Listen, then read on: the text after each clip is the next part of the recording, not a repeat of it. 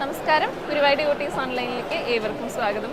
ഗുരുവായൂർ വിശേഷങ്ങൾ അവസാനിക്കുന്നില്ല കേട്ടോ. ഉത്സവത്തിലെ ഏറ്റവും പ്രധാനപ്പെട്ട ഒന്നാണ് കഞ്ഞിയും പുഴുക്കും കഴിക്കുന്നത്. അത് ഈ പാളയില കൊണ്ട് ഉണ്ടാക്കിയ പാത്രത്തിൽ പ്ലാവില കൊണ്ട് കുമ്പിള് കുത്തിയിട്ട് കോരി കുടിക്കുന്നത് തന്നെ നല്ല രസമാണ്. അപ്പോൾ ഈ പ്ലാവില എന്ന് പറയുന്നത് ഒരു താരം തന്നെയാണ്. കുമ്പിള് കുത്താനായിട്ട് അവകാശികളൊക്കെ ഉണ്ട് കേട്ടോ. മുത്തേടത്ത് കുടുംബക്കാരാണ് അവകാശികളായിട്ടുള്ളത്. പക്ഷെ ഇത് ഭക്തജനങ്ങൾക്കും കുത്തിയിട്ട് സമർപ്പിക്കാനായിട്ട് സാധിക്കും. അത് മുൻ വർഷം നമ്മളൊരു വീഡിയോ വിശദമായിട്ട് അതേക്കുറിച്ച് ചെയ്തിട്ടുണ്ടായിരുന്നു.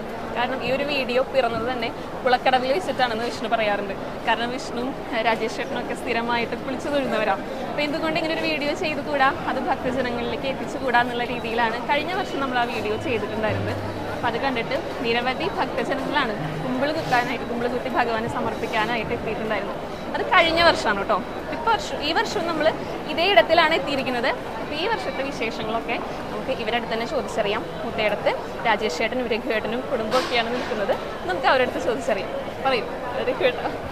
ആദ്യം തന്നെ ഗുരുവായൂർ ഡൈവേർട്ടീസ് എന്നുള്ള ചാനലിന് വളരെയധികം നന്ദി. കാരണം കഴിഞ്ഞ വർഷം നമ്മളെടുത്ത വീഡിയോ നല്ല രീതിയിൽ അത് വ്യൂസ് വരികയും അതോടൊപ്പം തന്നെ ഭക്തജനങ്ങൾ വന്നിട്ട് ഞങ്ങളും ഒരു പ്ലാവില കുത്തിക്കോട്ടെ എന്ന് വന്ന് ചോദിക്കുകയുണ്ടായിട്ടുണ്ട്. അതോട് നമുക്ക് ഒരുപാട് എന്താ പറയുക ഉപകാരം തന്നെയാണ് ഉണ്ടായിട്ടുള്ളത് ഈ വീഡിയോസ് കൊണ്ട്. ഇപ്രാവശ്യത്തെ വിശേഷങ്ങൾ പറയുകയാണെങ്കിൽ നമ്മൾ തുടങ്ങി ഇന്ന് 5-ാം വിളക്കാണ്. സ്വാഭാവികമായിട്ട് നല്ല തിരക്കുകൾ അനുഭവപ്പെടുന്ന സമയങ്ങളാണ്. സമയമെന്ന് വെച്ച് കഴിഞ്ഞാൽ ഞായറാഴ്ചയാണ് ആദ്യം തന്നെ തുടക്കം. അത് ദേവസ്വം കണക്ക് പ്രകാരം 22,000 പേരോളം നമ്മൾ ഭക്ഷണം കഴിച്ചിട്ടുണ്ട്. അതിന് വേണ്ട പ്ലാവിൽ നമ്മളുടെ ഉത്തരവാദിത്തത്തിൽ നമ്മൾ ചെയ്തു കൊടുത്തിട്ടുണ്ട്.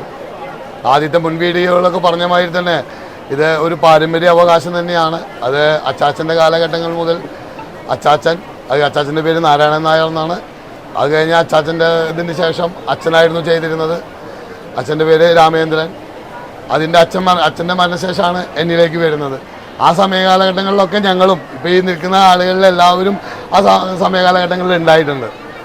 എന്നാൽ അന്നത്തെ കാലഘട്ടം എന്ന് പറയുന്നത് 2 കെട്ടോ അല്ലെങ്കിൽ 3 കെട്ടോ ഉണ്ടായാൽ മതി പ്ലാവില.